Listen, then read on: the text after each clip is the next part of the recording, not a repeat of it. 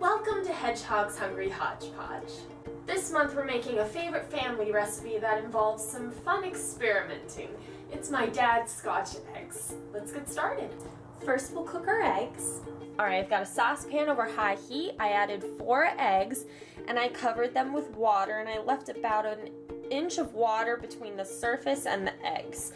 We're going to let this come to a boil. Alright, now that I've got it at a boil, I'm going to cover it up and remove it from the heat. I've now put it on a second burner that I've got on low heat, and we're going to let that simmer for about 12 minutes. Alright, I've taken the eggs off the heat.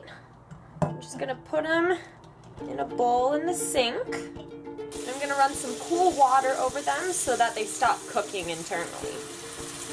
I'm just going to do that for a couple of minutes, and then I'll pop them into the fridge to cool completely. Then we'll make a tomato glaze. Alright, I've got a saucepan over medium-low heat, and I'm going to add about 1.5 tablespoons of olive oil, 1/4 cup of tomato paste, 2 tablespoons of cider vinegar, 2 teaspoons of honey, 2 teaspoons of Worcestershire sauce, a tablespoon of Dijon mustard, and a pinch of salt. And we're just going to mix that together until it's combined and until that raw tomato paste taste is mellowed out. And then we'll set it aside. And finally we'll put it all together. Alright, I've got a large mixing bowl and I'm going to add about 1 pound of ground beef, 1 egg, 2 tablespoons of chopped basil, a tablespoon of chopped rosemary, a pinch of salt, and a pinch of pepper.